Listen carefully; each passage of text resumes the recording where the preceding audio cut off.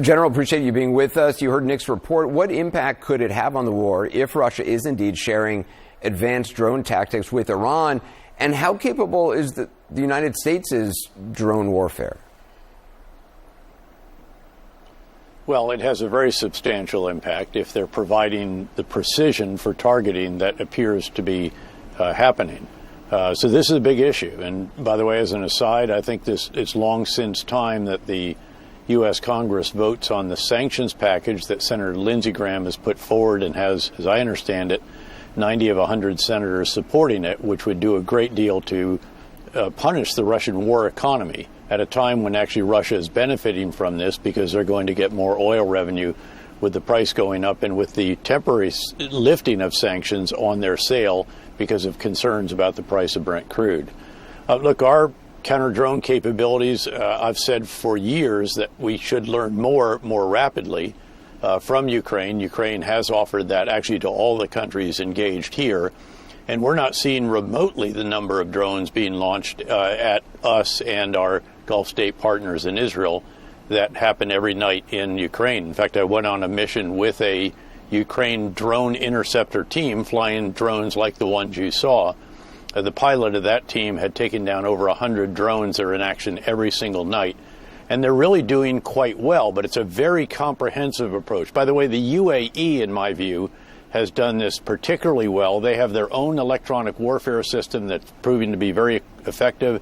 They use attack helicopters, they use F-16s and other fast movers, guns, and all the rest of that. And of course, we're augmenting all of that as well and do even more to help when it comes to the ballistic missile defense. But this is the challenge of the future. I have an article coming out in foreignaffairs.com tomorrow that talks about the next challenge, by the way, which is no longer remotely piloted or, in the case of the Shaheds, a GPS accurate drone. It is autonomous systems, and those are not long from the battlefield. They're already being used to some degree in Ukraine, and we've got to get ahead of this with concepts that actually drive how we organize, what we buy, how we train and operate, how we educate leaders and soldiers, and all the rest of this. But this is the threat of the future. We're seeing a modest amount of it manifest itself here, but there's much more challenging issues to come. If the president decided to just declare victory, as he sort of did today, and then sort of, put some finer points on it later on. But if he just decided tomorrow, say, or sometime this week to declare victory, how concerned are you about what remains still intact in Iran, the Revolutionary Guards and others? And what does that mean for Iran's power in the region moving forward?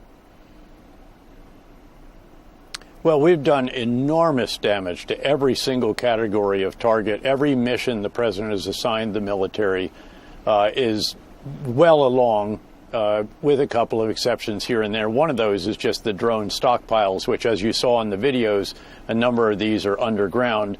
We could deal with these as in the years ahead by a number of measures that we will take. The big issue here, and why Israel was going to attack even if we hadn't at a certain point, not at that point when we had the precise intelligence that triggered this, but it's because of the missile program. And we've taken out together probably 70% of the missile launchers, very substantial stocks of the missiles, and even the factories that make the various components that are assembled into those missiles. So a lot of achievement there, a lot of achievement against the regime forces of all different types. The naval force is basically sitting on the bottom, but they still are significant threats, as you highlighted earlier, against civilian shipping and even our ships that are in the region. The mine threat is real. The unmanned surface vessel, which hit one of those ships, that's real. There are short-range missiles, and there are drones that are actually remotely flown because they have line of sight, especially when you get to the strait, which is so narrow. But I think he could actually assess. There will be other factors, though, that will also lead to a decision to end the war. And I think people keep asking me, again, tell me how this ends. My question rhetorically on the way to Baghdad, it's when President Trump decides to end the war based on having achieved just about all that we set out to achieve, sometimes more, and the price of Brent crude and sentiment in Asia, the region, Europe, America, and so forth. All of these are valid factors for a president to consider. But then you have the question, that is the unanswered one. Will Iran stop shooting at us? And we just don't know. You know, we hope for a Dulce Rodriguez type figure, and we got sort of Kim Jong-un Jr., and we don't know how hardline. We know he is the son of the hardline, ideologically driven cleric who believed that mere survival is, again, a victory. Will he want to continue this?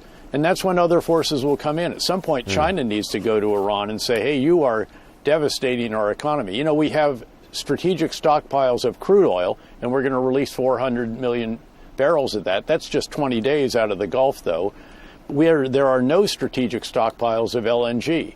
There aren't massive stockpiles of fertilizers. There's many other related products that will have a huge effect if we are unable to get the confidence in the major oil companies that own these super tankers, the LNG carriers, and even other ships that carry commerce back and forth.